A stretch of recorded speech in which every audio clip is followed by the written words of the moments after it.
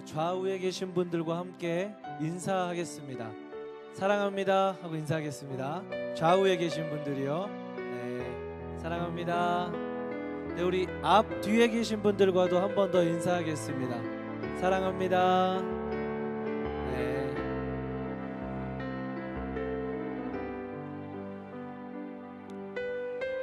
우리 이 시간 우리를 예배 자리로 불러주신 주님의 은혜를 생각하며 보혈을 지나 함께 찬양하겠습니다. 보혈을 지나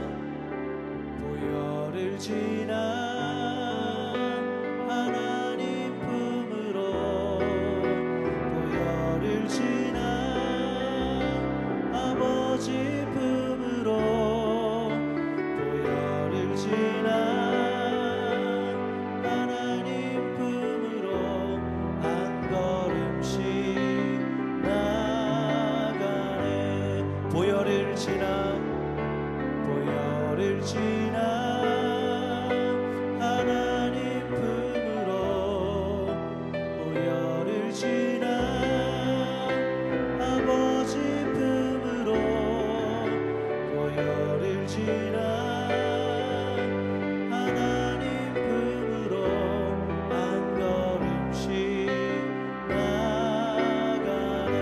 존귀한 주보혈이 존귀한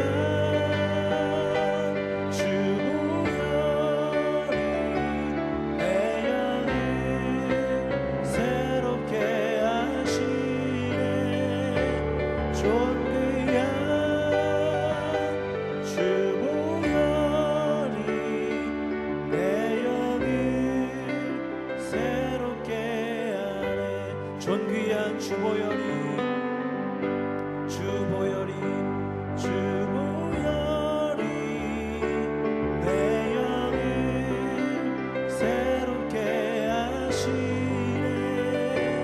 존귀한 주보혈이 내 영을 새롭게 하네.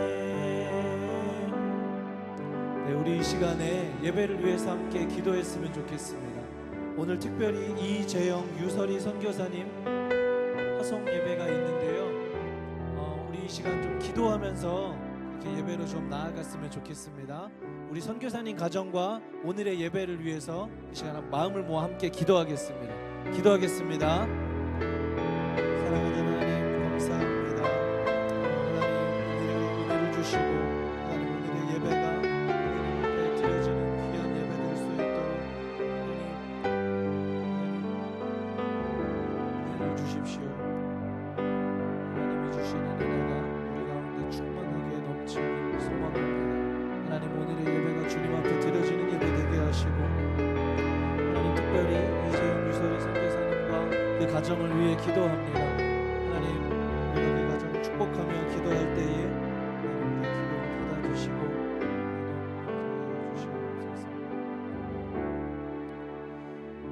우리 이 시간 오늘 파송되는 우리 이재영 유설이 선교사님을 생각하시면서 그리고 우리 함께 교회에서 파송하는 일본 땅 우리 마음에 품고 생각하시면서 우리 축복성으로 함께 찬양하겠습니다. 때로는 너의 앞에 우리 함께 찬양합니다.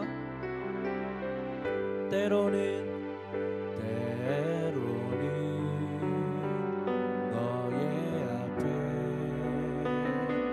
어려움과 아픔 있지만 담대하게 주를 바라보니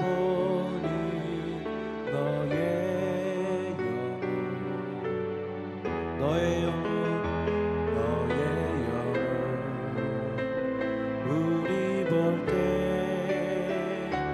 얼마나 아름다운지 너의 영혼 통해 큰 영광 받으시 하나님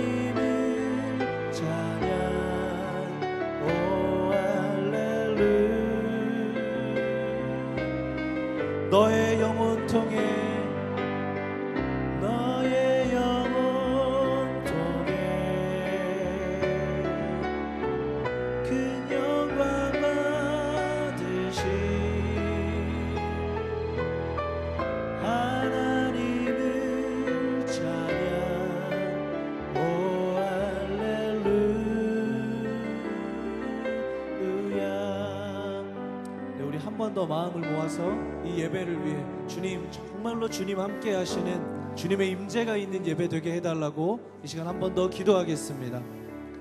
사랑하는 하나님, 감사합니다. 오늘 이재영 유설이 선교사님 파송 예배로 모였습니다. 하나님의 이름으로 기도할 때에 하나님 이 시간 성령 충만한 예배 되게 하시고 하나님의 임재가 있는 귀한 예배 될 수 있도록 하나님 함께 하여 주십시오. 감사합니다.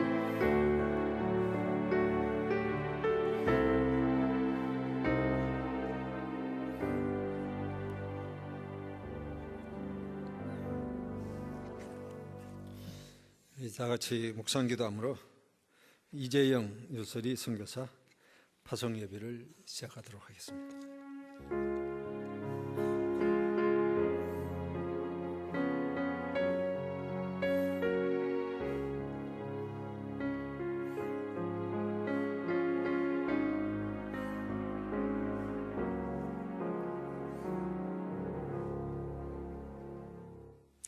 찬송가 510장 함께 찬송하겠습니다.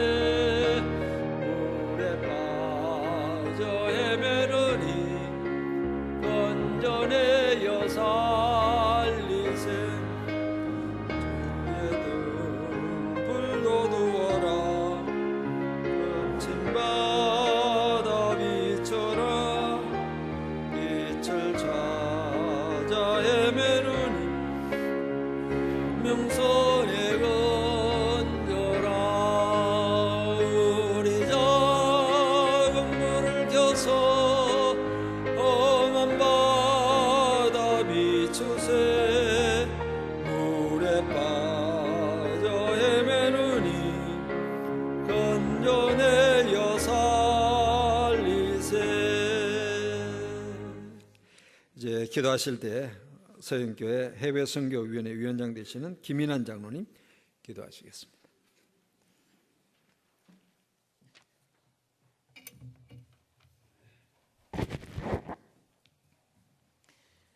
복음의 불모지였던 이 민족에게 120년 전에 복음의 씨앗을 뿌려주시고 주님의 사명을 감당할 교회를 세우셔서 지금도 구원의 역사를 이루어 가시는 주님의 은혜와 은총에 감사드립니다.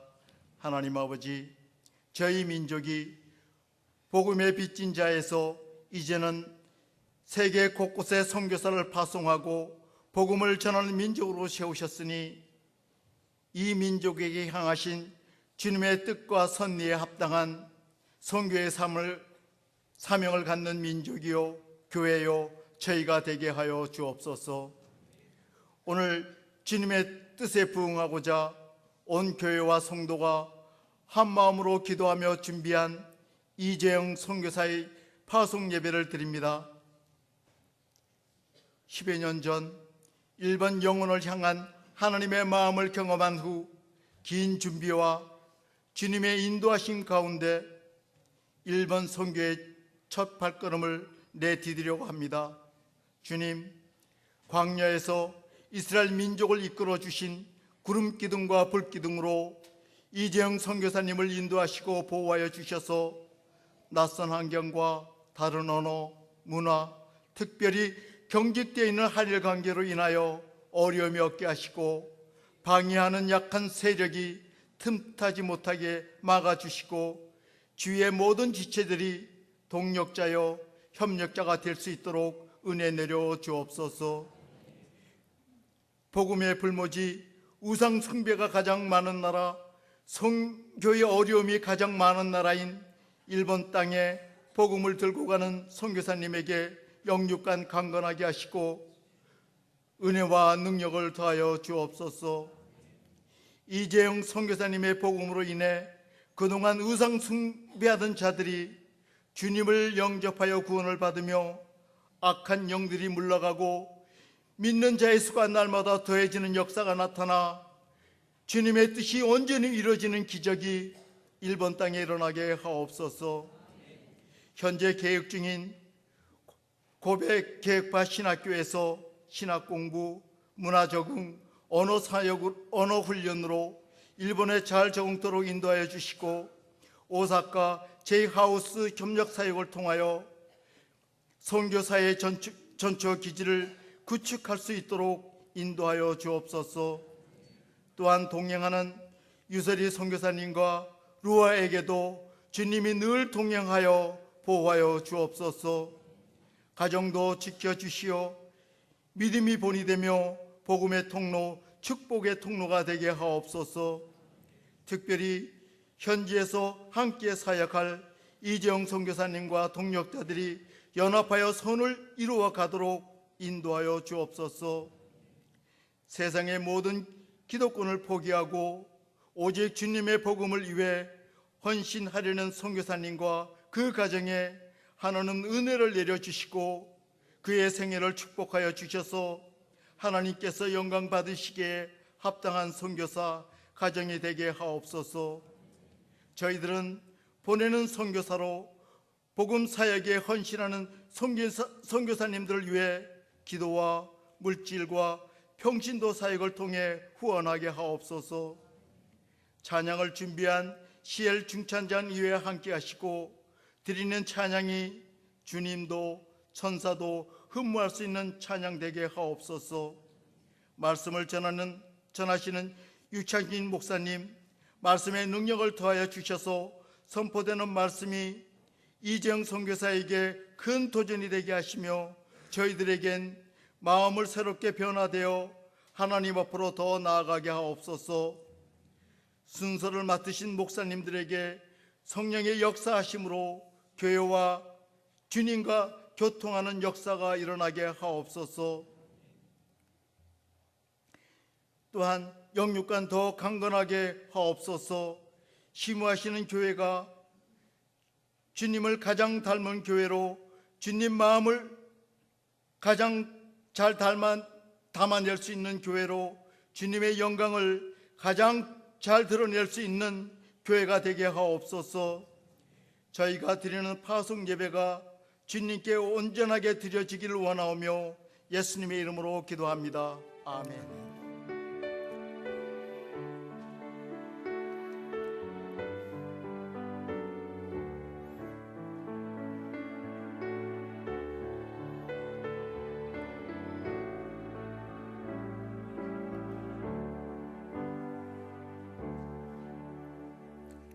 이제 선교위원회 총무 김종락 집사 성경 봉독 하시겠습니다.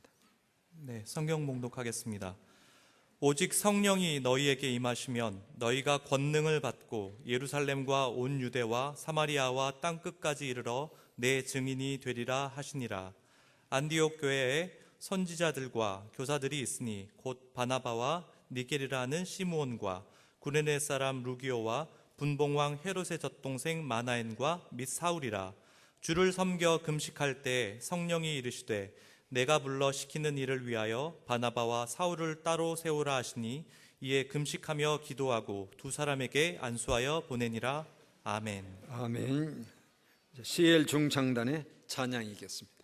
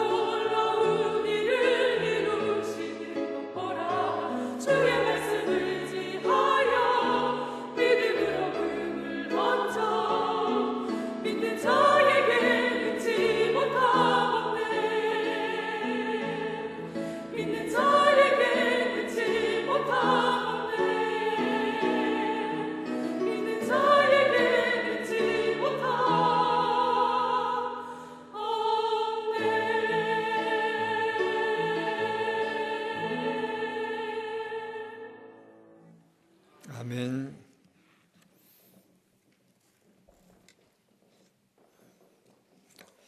이 시간엔 우리 세강교회를 담임하시고 KBM 이사이신 유장진 목사님께서 지구촌 사명이라는 말씀으로 증거하실 때 우리 모두에게 은혜되고 또 파송받으신 선교사님에게 도전이 되는 말씀이 되기를 바랍니다.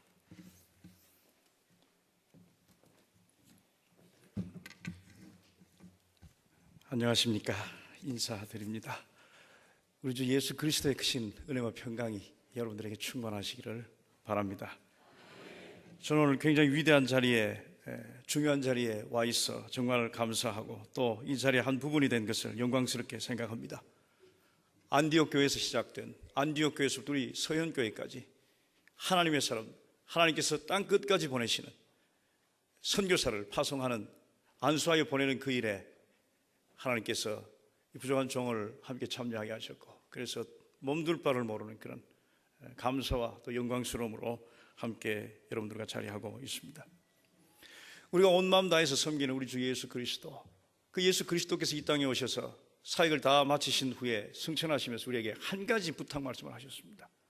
내가 이제 하늘로 올라간다. 그리고 다시 올 텐데 내가 너희들에게 부탁하는 것 한 가지가 있다.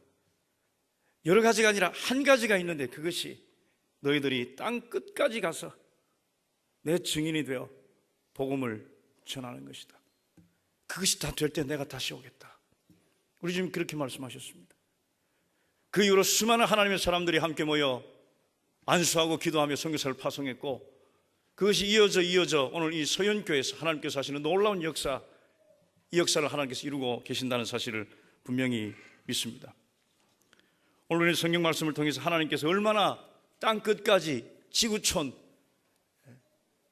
이 온 세계에 관심을 가지고 계시느냐 하는 것을 알 수 있습니다. 아브라함을 부르실 때부터 하나님께서 이 아브라함에게 온 천하의 복의 근원이 될지라 이렇게 말씀하셨습니다. 오늘 하나님께서 파송하시는 우리 선교사님들이 온 천하의 하나님의 복의 근원이 될 것을 분명히 믿습니다.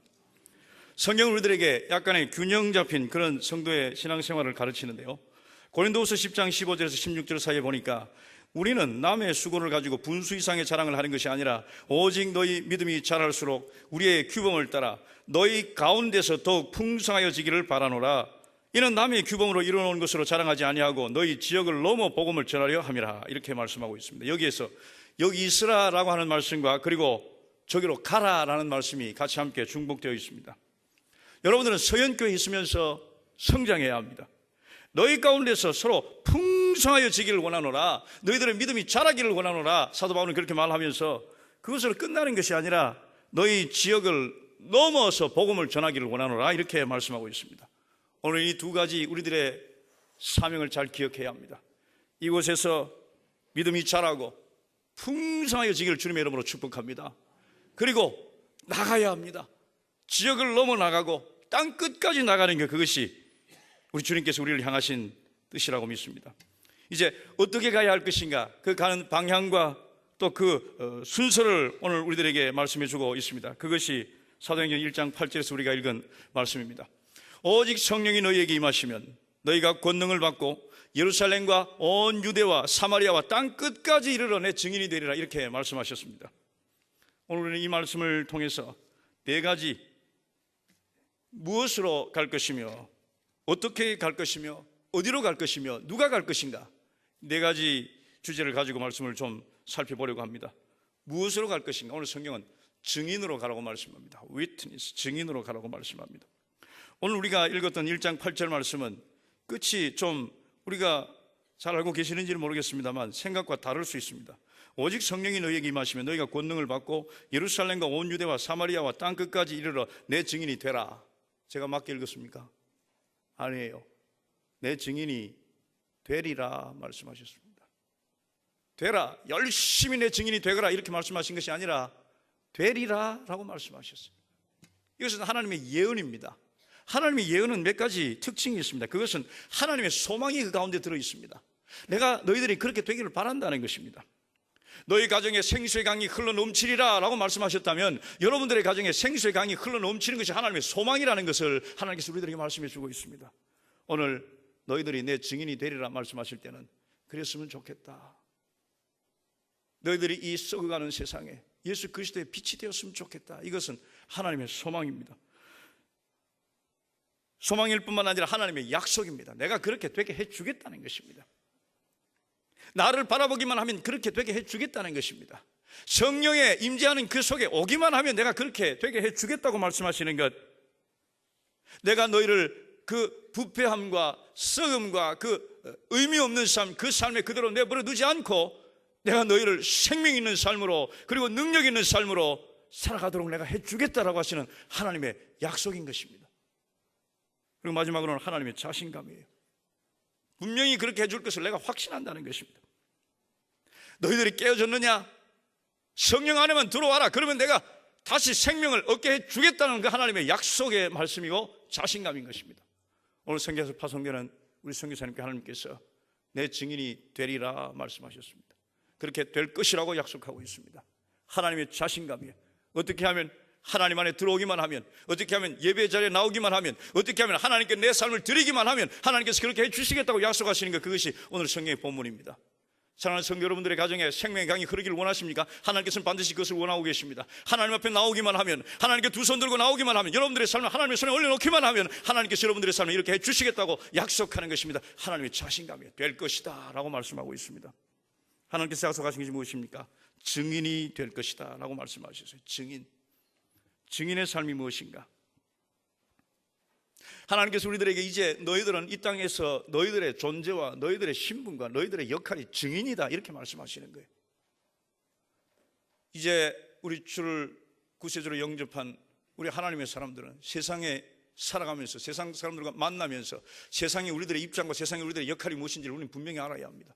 세상 사람들이 살아가는 그 삶 속의 한 부분이 아니라 약간 예수 그리스도에서 냄새만 풍기는 사람이 아니라 증인으로 살아가는 삶. 다른 사람과 만나 얘기할 때 나는 증인이에요. 회사에서 직장에서 일을 할 때 나는 증인이에요. 증인의 삶을 사는 것, 그것이 우리 주님께서 유일하게 한 가지 우리가 살아가야 할 삶이라고 말씀하신 것입니다.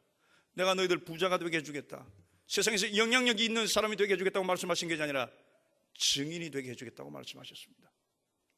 우리가 증인으로 살아간다는 것은 우리의 존재의 가장 최적의 상태로 살아가는 거예요. 여러분, 제 발이 있는데 이 발의 최적의 상태는 무엇입니까? 걷는 것입니다. 그런데 이 발이 설거지를 한다고 열심히 노력한다고 생각해 보세요. 그것은 이상한 거예요. 그건 맞지 않는 것입니다. 우리가 이 세상에 살면서 증인의 삶을 사는 것이 최적의 우리의 삶인데, 그렇게 살도록 하나님께서 우리를 보내셨는데 증인의 삶을 살지 않고 다른 삶을 살고 다른 삶을 추구한다면 발이 자기의 최적의 역할인 걷는 것을 하는 것이 아니라 발이 설거지를 하겠다고 달려들고 발이 다른 것을 하겠다고 달려드는 그 상황과 조금도 다를 것이 없습니다. 우리들은 증인의 삶을 살아야 합니다. 성경사로 파송되는 사람만 증인의 삶을 사는 것이 아니라 모든 하나님의 사람들이 증인의 삶을 살아야 한다고 말씀하고 있습니다. 증인의 삶이 무엇일까요? 우리 주님을 막 광고하고 다니는 그런 일일까요? 예수님의 상품이 별 볼 일 없어서 그것을 막 광고하면서 사람들에게 소개하면서 그렇게 다녀야 하는 삶이 증인의 삶일까요? 아닙니다. 증인의 삶은 그 가운데서 예수 그리스도의 모습으로 사는 삶입니다. 데모예요, 데모. 예수 그리스도의 삶을 어떻게 살아가느냐 하는 것을 보여주는 삶이 증인의 삶입니다. 우리 주님께서 이 말씀을 하실 때는 아직 증인으로 살아가는 삶이 없었을 때입니다. 우리 주님께서 이렇게 말씀하신 거예요.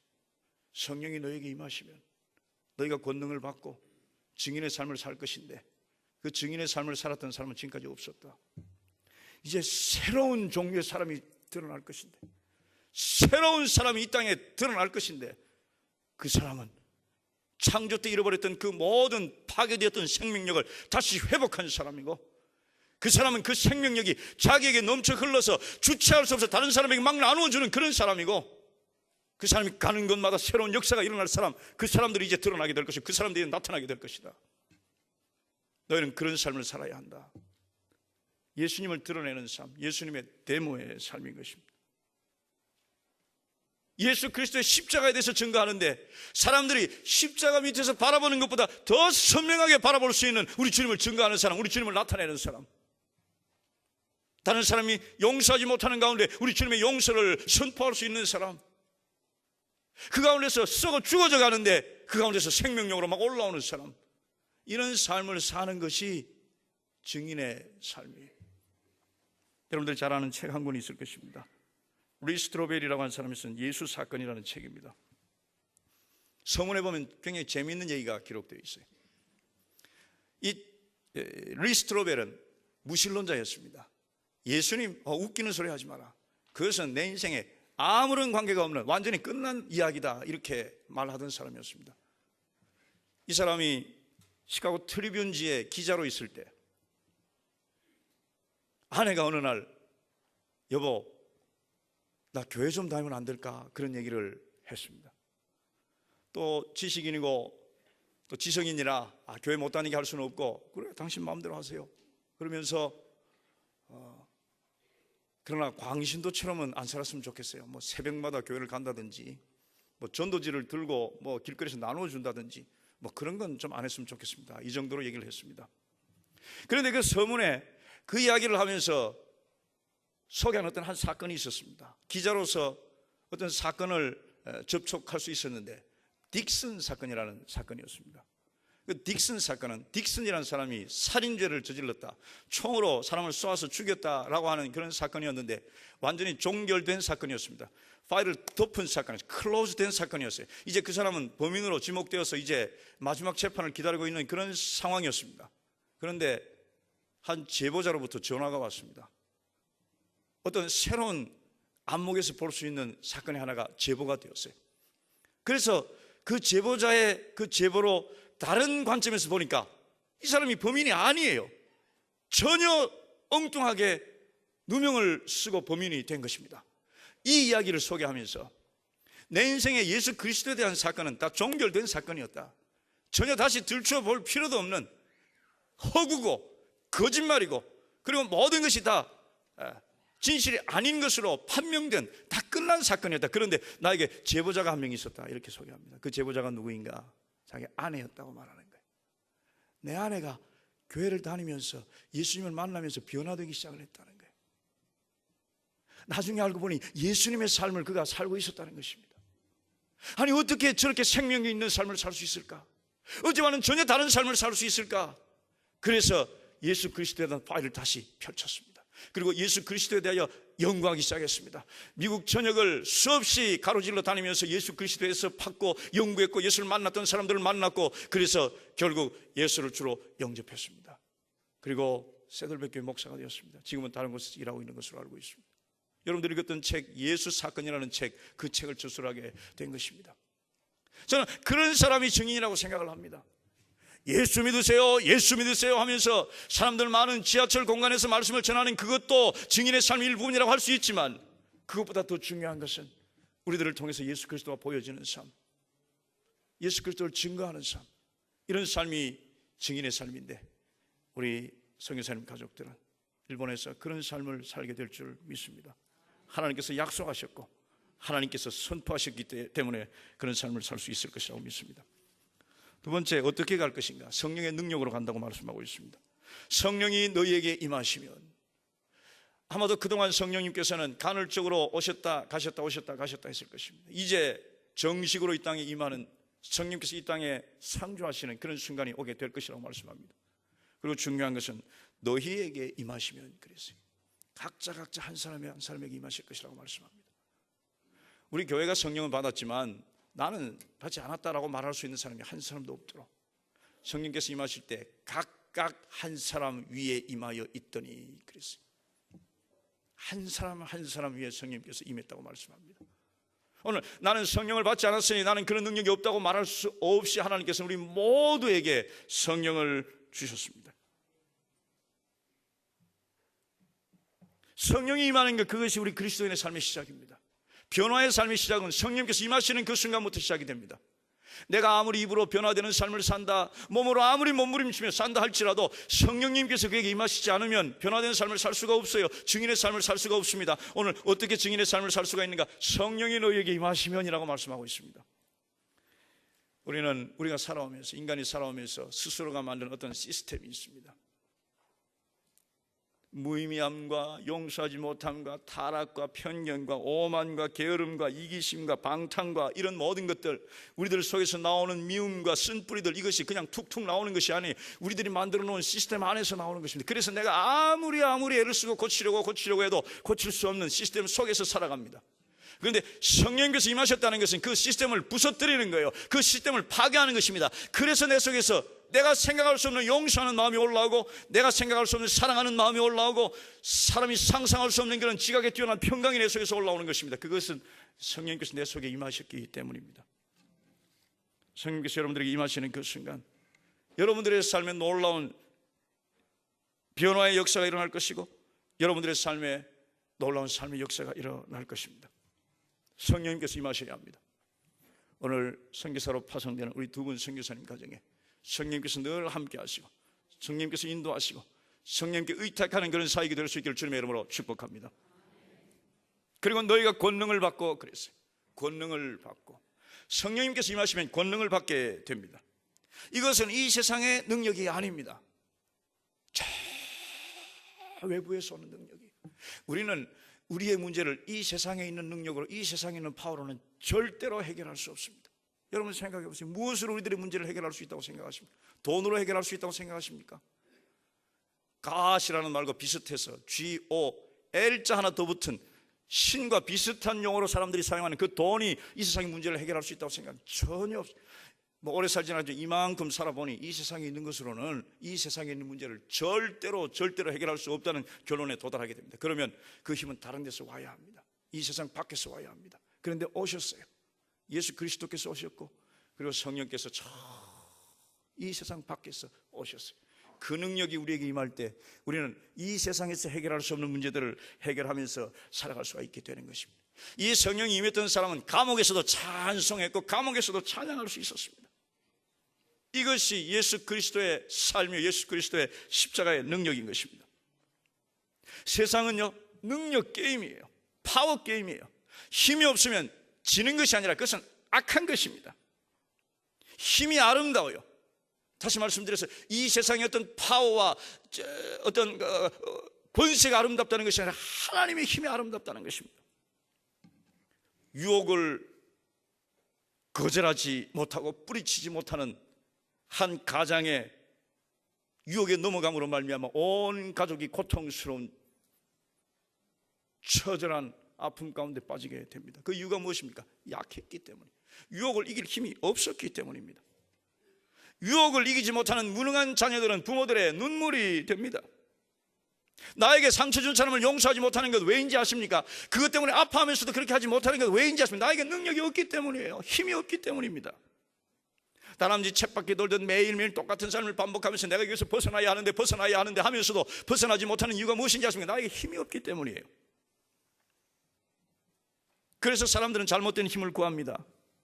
그리고 그것들 때문에 더 망가지게 되는 것입니다. 그러나 이 성령님께서 임하실 때 우리들의 삶에 능력이 생기는 것입니다. 성경은 이 능력을 두나미스라고 말합니다. 이 두나미스에서 다이너마이트라는 말이 나왔습니다.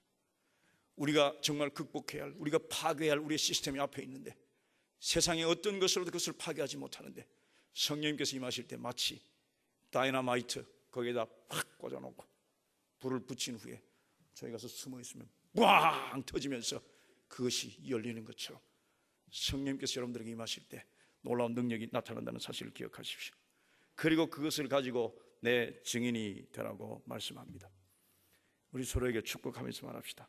주님의 증인으로 살아가십시오. 시작. 주님의 증인으로 살아가십시오. 세 번째는 어디로 갈 것인가 하는 것입니다. 성경은 세상 끝까지 가라고 말씀합니다. 예루살렘과 유다와 사마리아와 땅 끝까지 가라고 말씀합니다. 예루살렘까지 가는 것은 길 하나만 건너면 갈 수 있을 것입니다. 여러분, 성령님께서 우리에게 임하시면 우리 속에 변화의 역사가 있고 그리고 다이너마이트처럼 폭발하고 터지는 거예요. 저는 그 생각을 하면 팝콘이 생각이 납니다. 그 딱딱한 팝콘을 팝콘 튀기는 기계에다 넣고 돌리면 어느 순간 뻥 터지면서 튀어 올라옵니다. 성령님께서 그 성에 작동해가지고 열을 가하고 해서 뻥 터질 때 사람들은 튀는 거예요. 어떤 사람은 팍 뛰어서 앞집 대문까지 탁 떨어지고, 어떤 사람은 팍 튀어서 일본까지 떨어지고, 어떤 사람은 팍 튀어서 아프리카까지 떨어지고, 이렇게 튀어나가는 것, 그것이 성령의 능력이에요. 오늘 이재영 유설이 선교사님은 일본으로 하나님께서 보내시는 그 성령의 역사가 있는 것을 믿습니다. 우리가 성경을 특히 사도행전을 보면 사도행전 7장까지는 우리 주님께서 내가 너에게 약속한 거 보낼 때까지 예루살렘을 떠나지 말고 기다리라 이렇게 말씀하셨습니다. 그것은 성령입니다. 그리고 성령을 받으면 떠나라 그렇게 말씀하셨습니다. 그런데 7장까지 보면 이 예루살렘 교회가 떠나질 않고 있어요. 저도 무리가 아니라고 생각을 합니다. 세상에 하루나가 전도했는데 3,000명이 교회 등록을 했어요. 기가 막힌 일이죠. 뭐 등록하는데 하루 종일 걸렸겠죠. 다음 주에 5,000명이 또 등록을 한 거예요. 2주 만에 8,000명 교회. 거기를 왜 떠납니까? 그냥 거기 주저앉아서 좋습니다. 이제 우리 교회 부흥하고 하나님의 뜻과는 반대되는 그런 모습으로 걸어가고 있을 때 8장에 예루살렘 교회에 큰 핍박이 났다 그렇게 말씀하셨습니다. 흩으신 거예요, 하나님께서. 우리는 가야 할 사람들입니다. 어디까지? 세계 끝까지 가야 합니다. 성경은 이렇게 말씀합니다. 마태복음 24장 14절에 보니까 이 천국 복음이 모든 민족에게 증언되기 위하여 온 세상에 전파되리니 그제야 끝이 오리라 이렇게 말씀하셨습니다. 여기에 나라와 족속이라는 특별한 단어가 있습니다. 민족에게 증거되리라 이렇게 말씀하실 때 에트노스라는 단어를 쓰셨습니다. 그것은 어느 나라가 아닌 족속들이에요. 성경은 영어로는 그룹이라고 말하고 있습니다. 거기에 복음이 다 증거되어야 할 것이다. 그래야 우리 주님께서 오시겠다고 약속하셨어요. 우리가 해야 할 일은 그곳에 복음을 보내는 것이, 그곳에 가서 복음을 전하는 것이라고, 그것이 우리가 이 땅에서 해야 할 모든 하나님의 사람들의 목적이라고, 삶의 의미와 사명이라고 말씀하고 있는 것입니다. 오늘 이 자리에 혹시 이것은 나와 상관이 없다고 생각하시는 분이 있습니까? 아니, 우리가 하나님의 자녀인 한 그것은 나와 상관이 없는 일이 절대로 아니라는 것을 오늘 우리는 성경을 통해서 깨달아야 할 것입니다. 참고로 말씀드리면 혹시 성경에 관심이 있으면 이미 알고 계실지는 모르지만 인터넷 홈페이지 www.joshuaproject라는 거, JOSHUA project.net을 보면 지금 오늘 이 순간까지 선교의 모든 상황과 또 실태 또 흐름 이런 것들을 다 알아볼 수 있습니다. 그것에 근거해서 본다면 이 시대 71억 인구 중에 아직 복음을 한 번도 들어보지 못한, 예수에 대해서 한 번도 들어보지 못한 unreached people이라고 하는 사람들이 30억이 있습니다. 종족으로 그룹으로 따지면 16,761종족이 있는데 그 중에 7,050종족이 한 번도 예수 그리스도에 대해서 들어본 적이 없습니다. 일본에서는 23종족 1억 2천 명 정도 아직도 예수 그리스도에 대해서 들어본 적이 없는 사람이고, 중국은 548 그룹이 13억이 아직도 예수에 대해서 한 번도 들어보지 못한 사람들이 모여 있습니다. 우리가 가야 할 것입니다. 그러면서 우리 서영교회는 정말 이 시대에 하나님께 귀하게 쓰임받는, 하나님께서 하라고 하신 그 하나님의 우리에게 주신 사명을 적극적으로 그리고 모범적으로 많은 교회들이 본을 받아 뒤따라오도록 사명을 감당하고 있는 교회임을 알아 정말 감사드리고, 또 저는 많이 배우고 있습니다. 마지막 네 번째는 누가 갈 것인가? 지역 교회가 가는 것입니다. 사도행전 13장에서 우리가 읽은 대로 안디옥 교회가 그들을 보냈습니다. 안디옥 교회에서 갔습니다. 보내는 사람들은 지역 교회여야 합니다. 안디옥 교회에서 시작한 이 역사가 오늘 서현교회까지 이르게 된 것입니다. From Antioch to 서현교회. 오늘 이 놀라운 역사가 그에까지 연결되는 게, 오늘 여러분들은 그 아름다운 역사를 지금 이루고 있는 것입니다. 오늘 안수하고 기도하여 안디옥 교회가 했던 그대로 우리 사랑하는 두 선교사님들을 보내게 될 것입니다.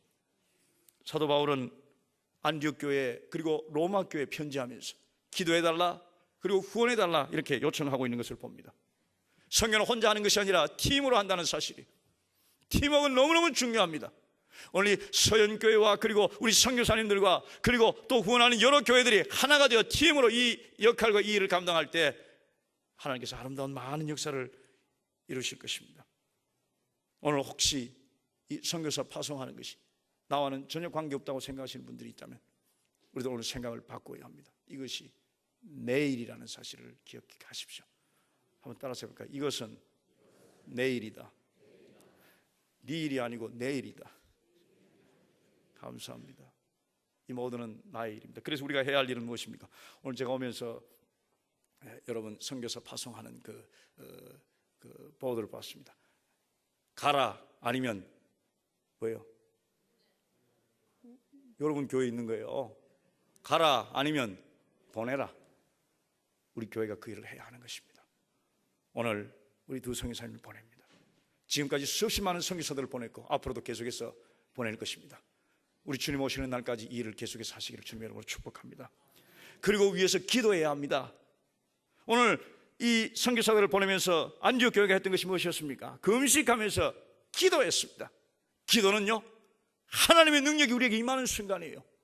하나님의 임재가 우리 속에 들어오는 방법으로 하나님께서 기도라는 것을 주셨어요.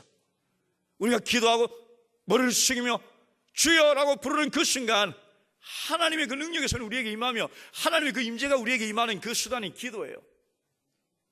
지역을 초월하여 역사를 하시는 그 하나님의 역사가 우리에게 임하는 방법은 기도입니다. 우리가 이 자리에 있으면서 일본에 있는 우리 선교사님에게 하나님께서 역사하실 것을 간구하는 것, 그것은 기도일 것입니다. 끊임없이 기도하면서, 끊임없이 물질의 후원을 하면서, 끊임없이 시간을 내서 또 조직하고 또 도우면서 이 선교사에게 한 팀이 돼서 그렇게 역사하시길 바랍니다. 후원하는 데 가장 중요한 것은 돈일 것입니다. 헌금입니다. 오늘 사도 바울은 로마 교회에 기도하기를 부탁하고 그리고 나에게 재정적으로 도움을 줄 것을 부탁한 그런 내용들도 있습니다. 선교사들이 선교지에서 안심하고 선교할 수 있도록 물질의 후원을 끊임없이 계속 해야 할 것입니다. 선교사 후원하는 그 물질과 관련해서 좋은 소식이 있고 나쁜 소식이 있습니다. 좋은 소식은 충분한 돈이 우리에게 있다는 것입니다. 나쁜 소식은 그것이 전부 여러분 주머니 속에 있다는 것입니다. 우리가 이 헌금을 함에 있어서 어떤 사람들은 내가 11조 헌금을 내고 내가 감사헌금을 내니까 그걸로 교회에서 선교하는 것, 그것을 내가 선교하는 것이라고 착각을 합니다. 우리가 하나님께 11조를 내고 감사헌금을 내는 것은 그것으로 하나님과 나 사이는 끝난 거예요. 하나님 이 11조 내는데 이 11조로 하나님 선교 보내세요. 이렇게 생각하고 하나님께 조건부로 11조를 내는 것은 하나님께서 기뻐하시지 않는 헌금이에요. 이제 우리가 해야 할 일은 그 외에 우리 선교의 모든 성도님들이 내가 누구를 후원하고 있는가, 내가 어떤 선교에 참여하고 있는가, 이것이 한 사람 한 사람에게 성령을 보내신 그 하나님께서 우리들의 삶에 원하는 선교와 관련된 삶일 것입니다. 우리 선교회가 정말 선교를 잘하고 제가 많이 배우고 그래서 본받을 것이 참 많습니다. 그러면서 슬쩍 우리 교회 하나를 소개한다면요, 우리 당회에서 우리 장로님들이 주파송 선교사 한 사람을 보내고 있습니다. 교회 헌금이 아닌 우리 장로님들이 돈을 내서 그래서 주파송 선교사 한 사람을 보내고 있어요. 은퇴 장로님실에서 우리도 동참하겠다. 그래서 지난주에 같이 대화를 나눴습니다. 여전도에서 한 사람 보내고, 당에서 한 사람 보내고, 구역에서 한 사람 보내고, 이렇게 하나님의 일에 적극적으로 동참하며 쓰임받는 여러분들 되시길 바랍니다. 그리고 가실 분은 가셔야 합니다. 여러분 중에 하나님께서 부르시는 그 부르심에 확신이 있다면 그 나머지 모든 일들은 하나님께서 책임질 것입니다. 가십시오. 그렇지 않으면 보내십시오. 결론 말씀드립니다. 윌리엄 부스는 이렇게 말을 했습니다. 우리가 선교에 부름받지 못했어요 라고 말하는 사람들, 그 사람들에 대해서 내가 말하는데, 그 사람들은 부름받지 못한 것이 아니라 부르는 소리를 듣지 못한 사람이다, 이렇게 말을 했습니다. 우리는 선교지에서 우리를 부르는 그 부르짖음의 소리를 들어야 합니다. 지옥에서, 그 뜨거운 지옥불에서 하늘을 향하여, 아브라함을 향하여 저 나사로 우리 집에 좀 보내서 우리 형제들, 예수하면 우리 형제들 이제 죽으면 이곳에 올 텐데 이곳에 오지 않도록 가서 말 좀 해주세요, 가서 말 좀 해주세요, 부르짖는 그 소리를 우리는 들어야 한다는 것입니다. 이런 이야기가 있습니다. 역사상 가장 비참한 이야기 중에 한 사건이 1271년에 일어났습니다. 니콜과 마테오 폴로, 이 마테오 폴로는 마르코 폴로의 아버지입니다.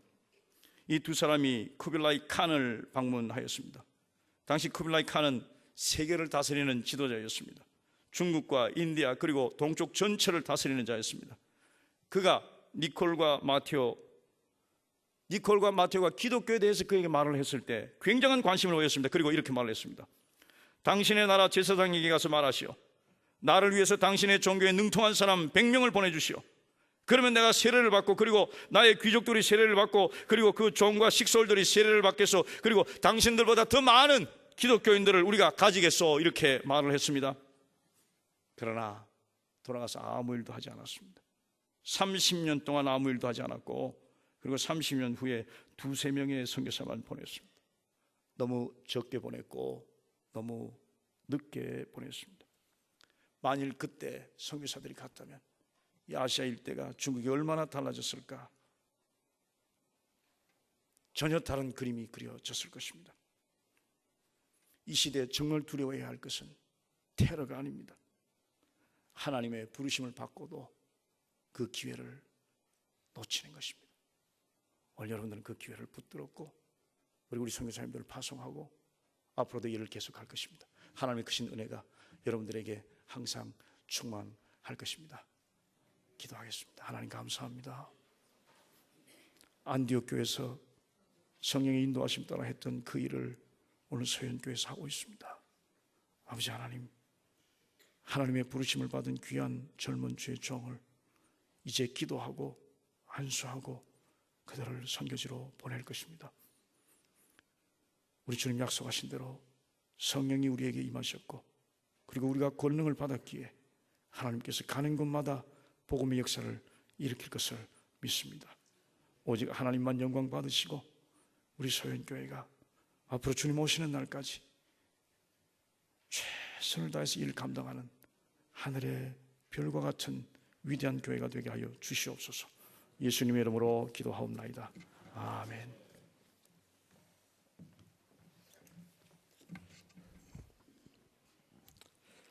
이 시간 우리 오늘 파송 받으시는 이재영 일설이 선교사 소개를 하겠습니다. 우리 교회가 1981년 이제 유종재 선교사님을 아프리카 라이베리아로 처음 파송한 이후로 계속해서 선교사를 파송해 오고 있는 가운데 내년이 우리 교회 설립 50주년 되는 뜻깊은 해입니다. 그래서 교회 설립 50주년을 기념해서 다시 선교사 한 분을 파송하기로 결정을 했고, 또 파송 받으실 선교사님이 이제 바로 이재영 선교사님이십니다. 순서지 제일 뒷면에 보면은 여러분 이미 또 읽으신 분이 계시겠습니다만은 이재영 선교사 프로필이 나와 있고 사역이 나와 있습니다. 한국외국어대학교 일본어과를 졸업했고요. 총신대학교 신학대학원을 졸업하고 신천중앙교회 교육전도사 그리고 양화진교회 교육목사를 거쳤습니다. 가족으로는 아내 유설이 선교사와 아들 이루하, 세 식구입니다. 가서 사역할 일들은 오사카의 제이하우스 일본인 교회와의 협력 사역을 하는데 대학 캠퍼스 전도 및 양육 제자 훈련 그리고 예배 인도 및 그룹 리더 사역을 하게 됩니다. 우선 파송되어서 지금 이달 말에 일본으로 가게 되는데 우선 가서는 고베 개혁파 신학교에서 선교 적응과 신학 연수를 하게 됩니다. 특별 연구생 과정으로 일본 교회와 선교 방향 연구를 약 2년 과정 거치면서 선교지 적응과 언어 훈련을 하게 됩니다. 그 밑에는 일본에 대한 간단한 소개가 나와 있습니다. 이제 가서 주로 젊은이 사역, 대학 전도를 중심해서 또 그 교회, 제이하우스 교회 협력 사역을 하게 됩니다. 우리는 오늘 설교 말씀같이 가든지 보내든지 두 가지 중에는 하나를 해야 되는데 이정 선교사님은 가는 선교사가 되었고 우리는 보내는 선교사가 되었습니다. 하나님께서 여호사에게 두려워하지 말라 내가 너와 함께한다 말씀하시고 가나안을 정복하게 하신 것과 같이 인간적으로 보면 복음의 능력이 미미한 것 같지만 하나님의 복음은 권능이 있다 그렇게 말씀을 하고 있습니다. 가서 주고자하는 일본의 그 수많은 영혼들을 복음으로 살리고 건져내는 구원의 역사를 이루는 아름다운 선교사역이 될 수 있기를 바라고 우리 모두가 합심해서 기도하고 후원하는 모든 성도들 될 수 있기를 바랍니다. 제 파송식을 하겠습니다. 먼저 서약합니다. 두 분 선교사님 자리에 일어나세요. 다시 오른손을 들고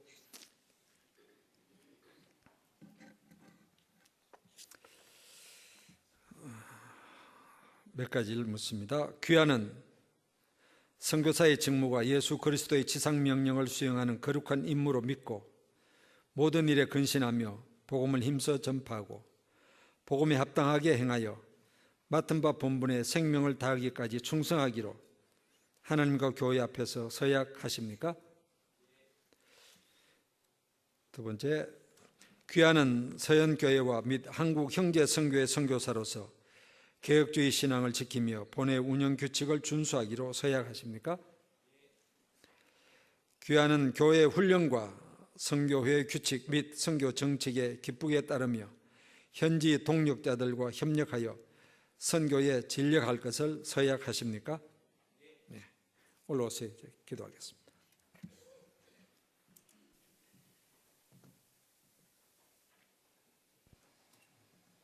올라오세요.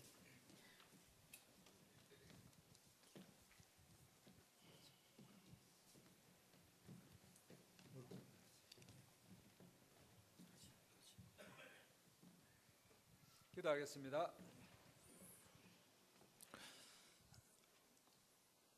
하나님 아버지, 하나님께서 일찍이 택하시고 훈련받게 하신 두 분 선교사님들을 이제 KBM과 우리 서현교회가 파송하기 위해서 자리를 함께 했고 안디옥 교회 선교사님들 바울과 바나바를 파송할 때에 온 교회가 금식하며 기도한 후에 파송했듯이 이제 이 두 사람을 위하여 우리가 한 마음이 되어 하나님께 아뢰옵니다.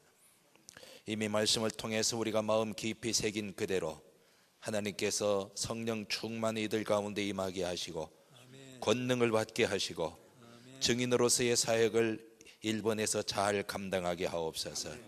일본 선교 여건이 많이 어려움이 있지만 하나님이 이들을 사용하심으로 능력이 나타나게 하시고 많은 열매를 맺을 수 있도록 하나님이 도우시고 친히 역사하여 주옵소서.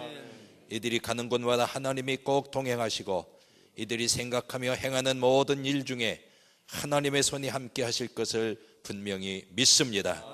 새 식구 하나님이 함께 하시사 건강하게 하옵소서. 언어 생활에 아무런 불편함이 없게 하여 주옵소서. 증언할 때 불편함이 없는 언어의 능력도 하나님이 허락하여 주시옵시기를 간절히 비옵니다. 특별히 어린 선물 하나님이 함께 하시사 건강하고 지혜롭게 믿음으로 잘 자라며 하나님과 사람 앞에 사랑받는 귀한 인물이 되어지게 하시고, 아이로 인하여 부모에게 아무런 근심과 걱정이 없게 하여 주시고, 선교에 아무런 지장이 없도록 하나님이 도와주옵소서. 보수신학교에서 선교 훈련을 받을 때에, 언어 훈련을 받을 때에, 그 나라 문화에 적응하기 위해서 준비할 때에도 하나님이 함께 하시사 수학에 아무런 어려움이 없게 하여 주시옵시기를 간절히 빌고 원하옵나이다. 또한 교회를 정하고 협력하는 그 모든 과정에서도 하나님께서 함께 하시는 가운데에서 정말 인간적으로도 또 신앙적으로도 신학적으로도 아무 불편한 관계가 되지 않도록 주의 성령께서 진히 한 가지로 역사하여 주옵소서. 우리 서현교회를 사랑하시고 이 거룩한 사역에 앞장서게 하셨으니 진실로 감사합니다. 이제 다시 선교사들을 파송함으로 인하여 하나님의 교회가 하나님께서 기뻐하시고 인정하시는 교회로 더더욱 우뚝 서게 하여 주옵소서. 우리 KBM 위에도 하나님이 친히 함께하여 주시고 놀라웁게 역사하여 주시옵소서. 믿습니다. 예수님의 이름으로 간절히 기도합니다. 아멘.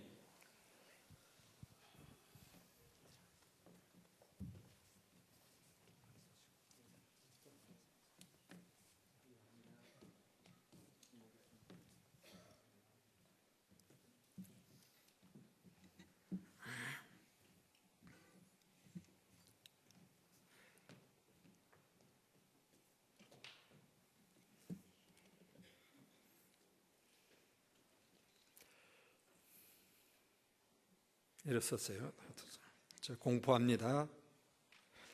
나는 이재영 유서리 씨를 대한예수교 장로회 총회 서울로회 서현교회와 한국형제선교회 선교사로 파송된 것을 성부와 성자와 성령의 이름으로 공포하노라. 아멘. 앉으시기 바랍니다. 이제 KBM 이사시며 홍정동 교회를 담임하시는 이영도 목사님께서 파송패를 증정하겠습니다.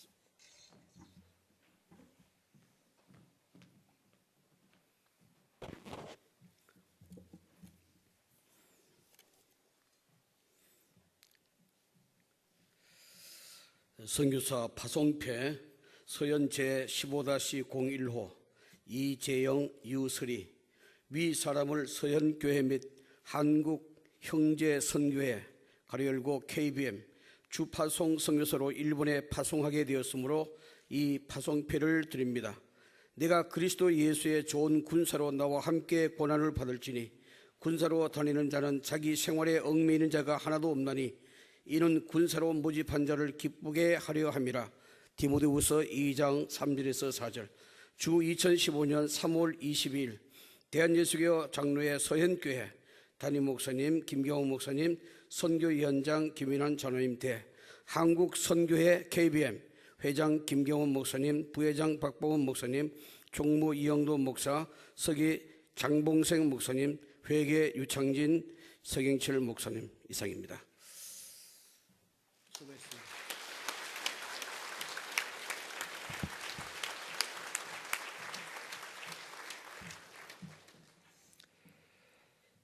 이제 특별 찬송이 있겠습니다. 이윤주 외 14명. 이게 무슨 팀이지? 친구도 아니고. 에? 뭐라고? 후배들? 예. 여기 위로 올라와요. 여기 위로 올라.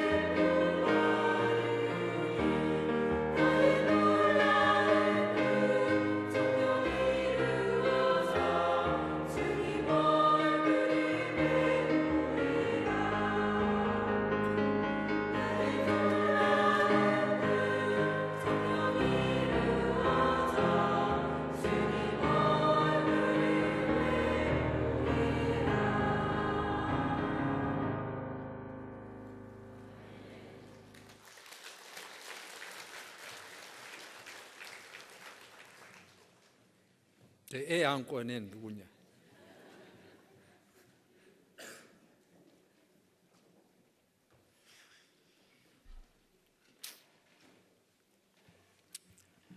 이 시간에는 KBM 이사시며 서대문교회를 담임하시는 장봉생 목사님 선교사에게 격려사 하시겠습니다. 정말 격려를 하고 싶습니다. 이 서대문이래 서연교회 제가 격려를 하고 싶습니다. 앞으로 고생길이 훤합니다. 이 선교사 한 가정 보내놓으면 웬 돈이 그렇게 많이 필요한지, 성접이 보내야 되고, 또 뭐가 잘 안 되면 또 우리가 기도를 안 해서 그런가 해가지고 또 교인들이 가슴앓이하고, 그야말로 자식 어디 보내놓고 잠을 못 자는 그런 심정이 이 선교사 보낸 심정입니다. 그래서 격려해드리고 싶습니다. 고생 많이 하시기 바랍니다.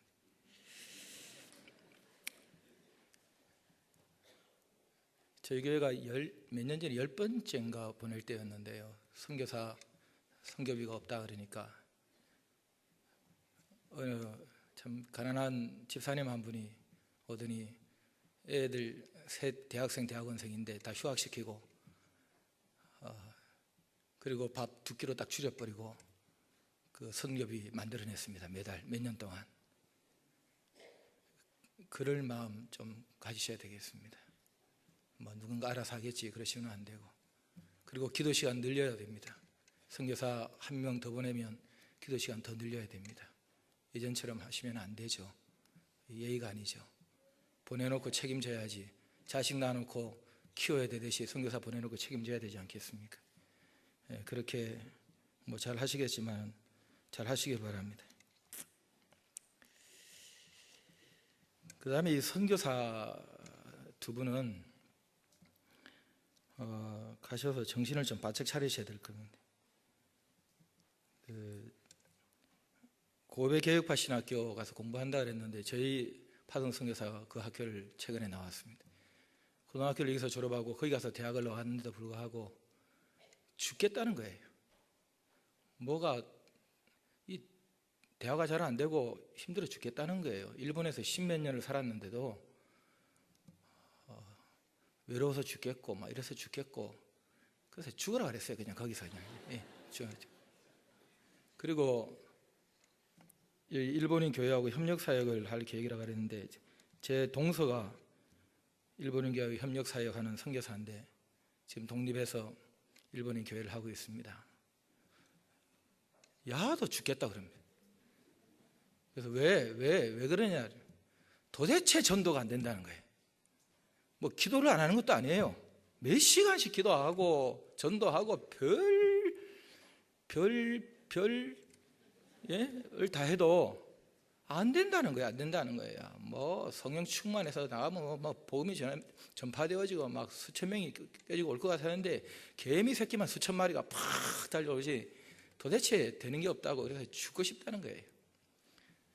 뭐 그래도 해야지 어떡합니까? 그렇다고 뭐 돌아올 겁니까? 외롭다고 돌아올 겁니까? 전도 안 된다고 돌아올 겁니까? 거기서 해야 되는 겁니다. 잘 하시기 바랍니다. 예. 끝까지 하시기 바랍니다. 예. 그러나 보내는 교회든 가서 하는 선교사든 어디 뭐 힘들지 않은 것 있습니까? 어디 뭐 여기서 뭐 서울에서 직장 다니는 건 어디 뭐 쉽게 다닙니까? 그 뭐 서울에서 목회는 무슨 뭐 놀면서 목회합니까? 힘들지 않은 게 어디 있습니까? 세상 사는 게 다 힘든 거지.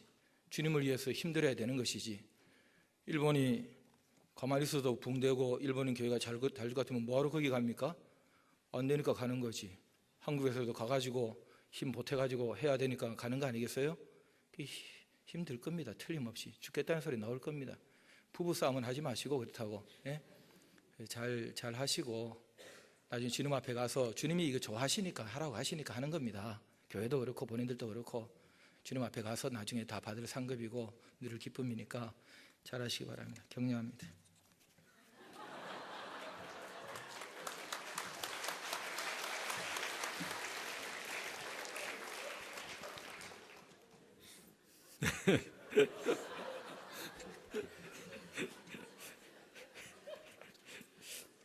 죽으라고? 죽을 각오 하면 되죠. 뭐. 안 될 것도 없고요. 감사한 것은 그 아르헨틴 김용준 선교사님 사실은 건축하다가 예배당 짓다가 돈이 떨어져가 왔거든요. 돈 4천만 원이 필요하다고 왔어요. 그래서 내가 믿음이 없어 그런지 지도 믿음이 없었어요. 별로. 이 4천만 원 되겠나? 다른 사람 다 그런 생각을 했습니다. 참 내가 요새 한국 경제도 어렵고 참 어렵다. 제주껏 해가지고 하라. 그랬어요. 근데 지제주가 아니고 하나님의 은혜로 4천만 원이 넘었습니다. 그리고 우리가 다 된 것 아닙니다. 우리 교회 안에서 성도들이 헌금한 것도 있고, 그리고 외부의 교회들이 후원 협력한 것도 있고 해서 그저께 이제 저한테 왔어요. 목사님 감사합니다. 나는 그때까지도 얼마 모금된지 몰랐어요. 어째 됐냐게 목사님 은혜로 다 되었습니다. 그래. 할렐루야. 그래서 이달 말 다음 주일 아르헨틴 갑니다. 그런데 왜 찾아왔냐니까 더 이제는 인사 못 드릴 것 같아서 오늘 또 다른 교회 천안인가 어디 가고 그다음에 다음 주에는 부산에 어디 교회 가 설교하고 거기서 바로 아르헨틴 갑니다. 그래요. 그래서 내가 교회 와서 인사도 하고 장로님들한테 인사하고 가지고 아이고 죄송합니다. 이게 시간이 안 돼서 못 오겠다. 그래서 그냥 바로 가버린 거예요. 바로 가든 말든 가서 일만 잘하면 되고 하다가 죽으면 되는 거예요. 선교사들은 다 죽어야 되는 거예요. 걱정하지 마십시오. 6월달 되면 아프리카 이동의 선교사 또 옵니다. 왜 오느냐? 안식년도 안식이지만은 유치원 짓다가 돈 떨어졌습니다. 우는 거 우리 아빠이지 뭐. 그 내가 메일이 왔길래 온다는 메일이 왔길래 내가 야 좀 안 오면 안 되나? 왜? 지금 아르헨틴 선교사 와서 지금 돈 없다고 지금 건축 때문에 모금하고 있는데 가자마자 니 또 온다. 그럼 되겠냐? 그랬어요. 그러면서도 올라면 와라 이러니까 답장이 오는데 앞에 거는 하나도 안 오고 허락해 주셔서 감사합니다.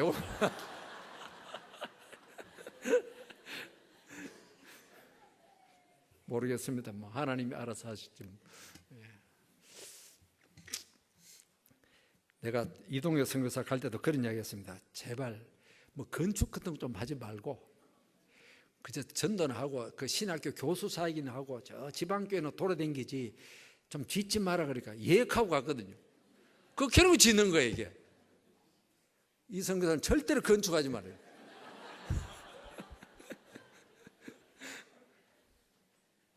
이제 은권사 오늘부터 바늘 방석에 앉아서 이제 잠 다 잤다 이제. 아들 이제 일본 보내는데 잠이 자겠어. 저 강원석 원사님 잠 제대로 못 주무시거든요. 아들 선교사로 가는데 뭐 편하게 주무시겠어요? 그래도 뭐 10년 넘게 그냥 지금까지 왔는데 물론 어떤 선교사든지 우리가 가는 건 좋고 하지만 또 더욱이 우리 교회에서 자라서 목사가 되고 선교사로 가는 게 더 참 귀하다고 생각이 되어집니다.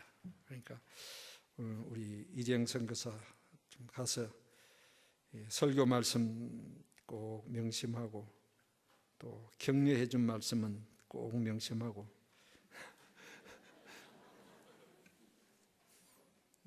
잘 사역할 수 있기를 바랍니다. 이제 이재영 선교사 답사하겠습니다. 얼른 어디 여기? 거기서 하려고? 좋은 데로 하세요.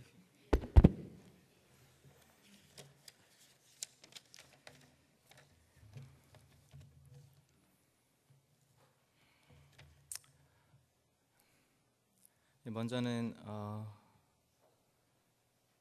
예배란 게 하나님께 드리는 예배이고 하나님 예배의 주인이시지만 저희 파송 예배에 참여해 주시고 또 설교해 주시고 격려해 주시고 기도해 주신 뒤에 사울로의 목사 선배님들과 또 성도 여러분들께 진심으로 감사를 드립니다. 제가 서현교회 마당에서 공놀이를 하고 유리창을 깨고 집사님께 혼나던 것이 엊그제 같고 눈에 선한데 이렇게 여러분 앞에 정복을 입고 서서 있는 것이 어색하기만 합니다.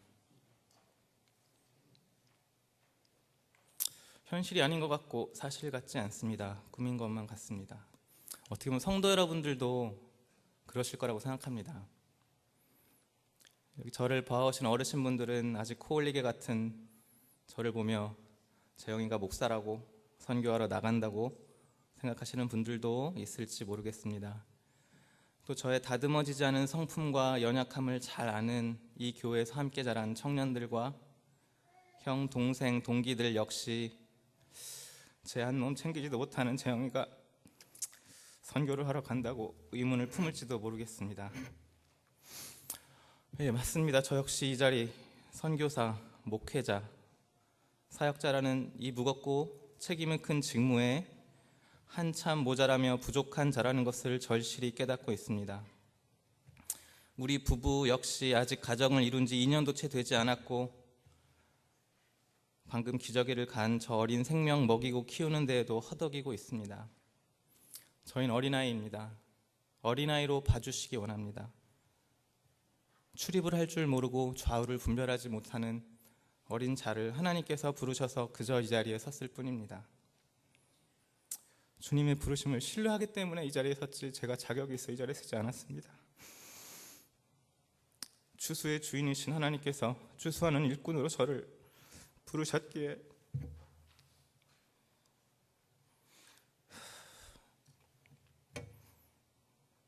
그 부르심에 따랐을 뿐입니다.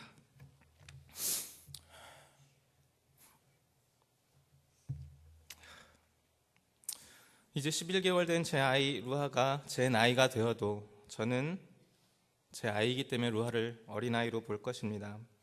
잘 살면 잘 사는 대로, 또 못 살면 못 사는 대로 저와 아내는 부모로서 아이를 챙기고 보살피며 선한 삶, 온전한 삶 살 수 있도록 기도하며 도울 것입니다.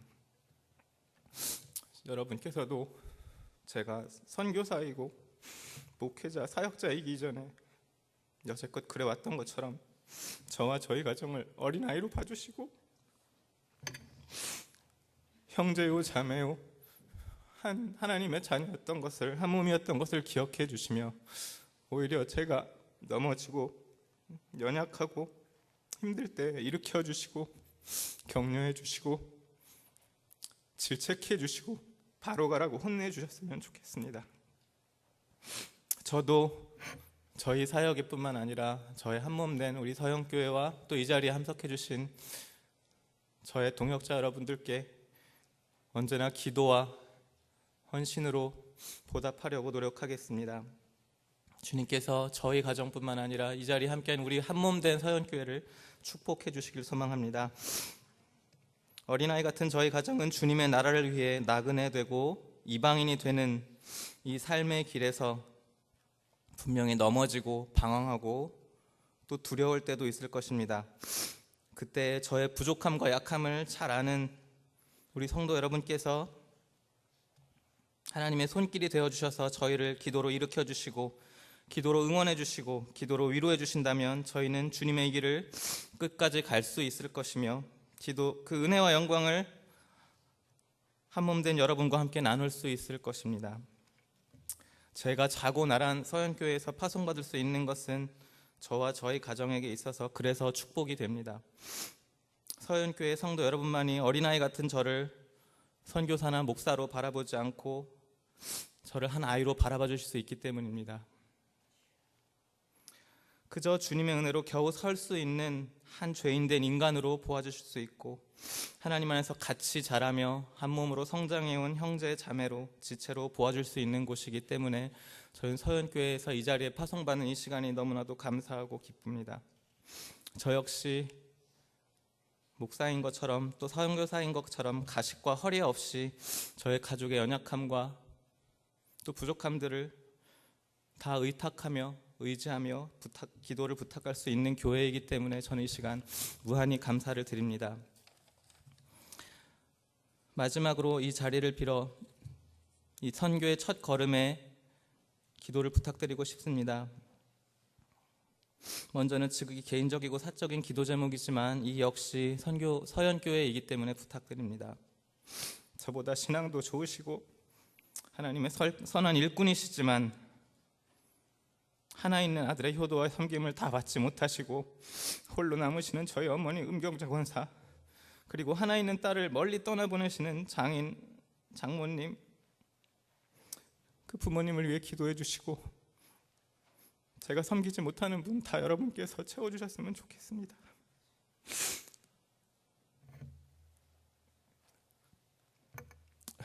아까 장봉생 목사님이시나 담임 목사님께서 말씀하셨던 것도 어떻게 보면은 제 기도 제목에 들어 있습니다. 일본은 선교사의 무덤이라고 불리웁니다. 이 말이 제가 말하는 의미로 쓰이는 것은 아니지만 이재영 선교사가 그곳 일본에서 잘 죽을 수 있도록 기도해 주셨으면 좋겠습니다. 하늘의 밀이 땅에 떨어져 죽어야만 많은 열매가 맺힌다고 하였습니다. 여기서 말하는 죽음은 육체적 죽음만을 의미하는 것은 아닐 것입니다.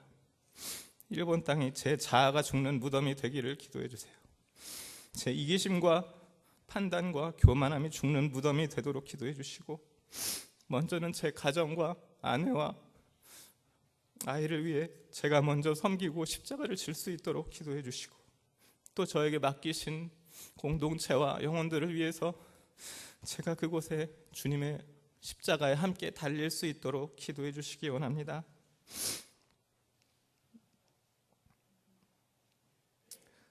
저를 이런 귀한 서연교회 안에서 자라게 하시고 그 안에서 주님을 알게 하셨고, 또 이 강단에서 세례를 받고 이 강단에서 결혼도 하였고, 이 강단에서 저희 아버지를 하나님께로 돌려보냈고, 이제 또 이 강단에서 하나님 앞에 선교사로 서게 된 이 영광을 하나님 앞에 온전히 다 돌려드립니다. 또 이 자리에 함께 하신 여러분께도 하나님의 은혜와 축복이, 기쁨과 평안이 넘치기를 기도드립니다. 감사합니다.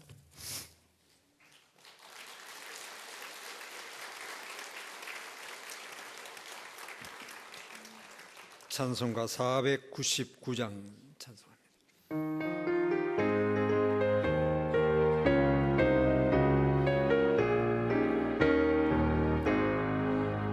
감에 산 백성들을 보라, 수많은 심령 멸망하였네. 그 누가 갈까 주의 복음 들고 생명을 구원하는 곳으로. 금관세 주께 있으니, 금관세 주께 있으니, 너는 가서 주의 복음 전하라. 항상 지키리라. 구원의 문은 넓게 열렸으니, 십자가 분명 일어나거라. 너희의 힘을 하나로 뭉쳐서 죄악의 쇠사슬을 끊으라. 금관세 주께 있으니,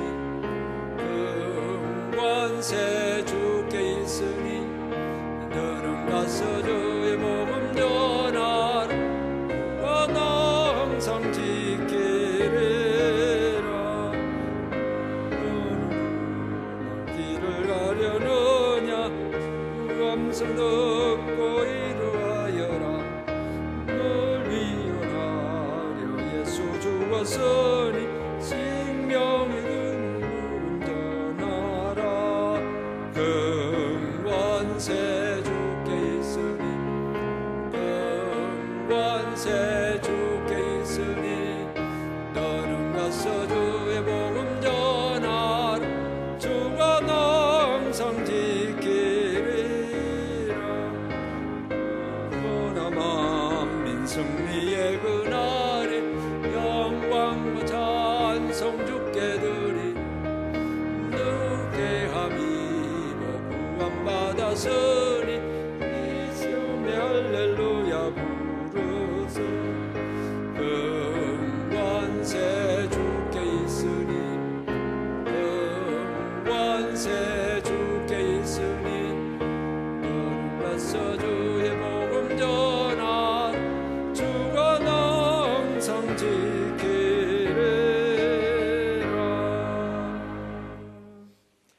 이제 KBM 이사시며 난곡 제1교를 담임하시는 박보건 목사님 축도로 예배를 마치겠습니다. 주님 예수 그리스도의 무한하신 은혜와 하나님 아버지의 그 크신 사랑과 성령의 교통하심이 일본의 선교사로 파송받는 이 선교사님 내외분과 어린 선물위에 그리고 이분들을 파송하는 서현교회 위에 이제로 영원히 함께 있을지어다. 아멘.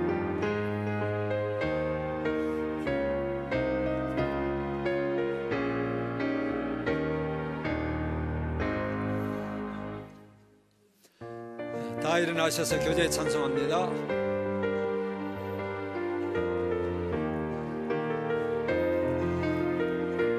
사랑해요. 사랑해요.